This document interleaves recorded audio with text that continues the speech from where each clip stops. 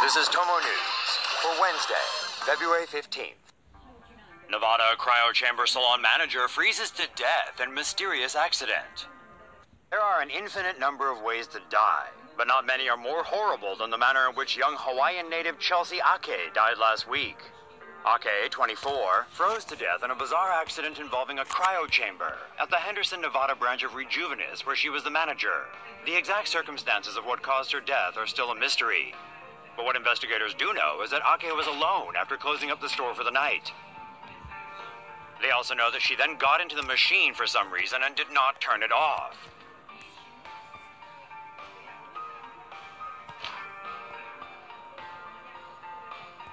The recommended time inside a cryo chamber, which is used to treat ailments including sore muscles and inflammation, is around 3 minutes. But somehow, Ake ended up spending around 10 hours inside the machine, where the temperature can reach as low as minus 240 degrees Fahrenheit. One of her colleagues discovered her body inside the machine the next day. Whether Ake accidentally locked herself inside the machine or it malfunctioned in some way is unknown, although a police report stated Ake probably suffocated and listed operator error as the cause of death. Mom arrested for sick kid's 3 unexcused absences. Julie Giles was recently arrested in Screven County, Georgia, because her adorable son Sam racked up an underwhelming 3 unexcused absences from school. Now, Julie works as a substitute teacher, so she knows how the system works. Sam missed 12 days of school. 6 are allowed, according to the Screven County School District, and Julie can explain the other 6. For 3 of the absences, Sam had a doctor's note, but for another 3, he didn't have a doctor's note. Julie says that's because she can't always afford a copay, and as a mother, she's often quite capable of caring for her own sick kid. The 4th grader has 4 A's and 4 B's in his classes, but that doesn't seem to matter. Over Mother's Day weekend, Julie received a letter stating there was a warrant out for her arrest, so she turned herself in. The cops shackled her and took her mugshot before releasing her.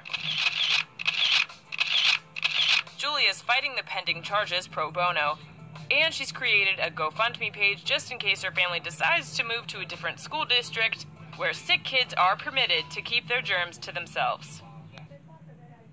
Crash, kidnap, rape, rob, rinse and repeat. In Taiwan, police arrested a 32-year-old man identified by his last name after he reportedly crashed into a university student, kidnapped, raped, and robbed her. Mr. Xu was having a bad day, and he decided the best way to make his day better was to crash his car into a university student riding her scooter home, then pick her up and dump her into the trunk of his car. Mr. Xu drove the woman to a love motel and dragged her into the room where he raped her over a period of 12 hours. He then demanded she hand over her ATM card, and he withdrew all the money in her account, around $300 US. Hey, she's just a college student. Mr. Xu then told her he would keep her ID card with her address, and if she told the police, he would find her and kill her. When the student finally returned home, her worried parents took her to the hospital where she told the staff about her ordeal. She would later repeat her story to police, who were able to locate and arrest Mr. Xu. Mr. Xu's only explanation to police was that he was having a bad day. Looks like it just got worse. Burner phone provider's girlfriend raped by gangsters. In Taiwan, police arrested a gang member for rape, but the member, Mr. Lee, claimed that the sex had been part of a business exchange. Joe, an alias, provided burner phones and numbers to gang members. He provided a burner SIM card to one of Mr. Lee's friends. The friend was dissatisfied with the card, claiming that the prepaid card was too expensive. He went to Mr. Lee to complain, and the two decided to confront Joe about the card. Joe was out on a date with his girlfriend when the 2 gangsters cornered them.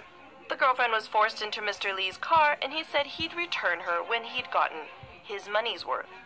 19 hours later, the girlfriend was released, but it took her and Joe 4 days before they reported the incident to police. When police arrested Mr. Lee and his friend, they also confiscated a collection of knives, illegal drugs, and a few false passports.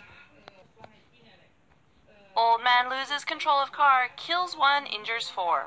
Police in Taiwan rushed to the scene of an accident where a cyclist had been struck and carried over 80 feet on the hood of the car.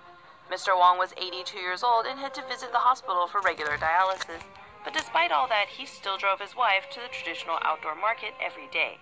This day started off like any other, with Mr. Wong dropping off his wife at the market entrance and then driving off looking for a parking space. Unfortunately, Mr. Wong struck a bicyclist from behind. The bicyclist was 77-year-old Mr. Chen, who had just finished his morning shopping. Panicked, Mr. Wong stepped on the gas instead of the brake and slammed into 4 other people. Thankfully, these 4 victims were only injured. Eventually, Mr. Wong found the brake and stopped. Witnesses called police and pulled the injured cyclist from beneath Mr. Wong's car. He died before paramedics arrived. Police said Mr. Wong's hands were shaking so badly they also took him to hospital, worried he might suffer a stroke or heart attack from the shock.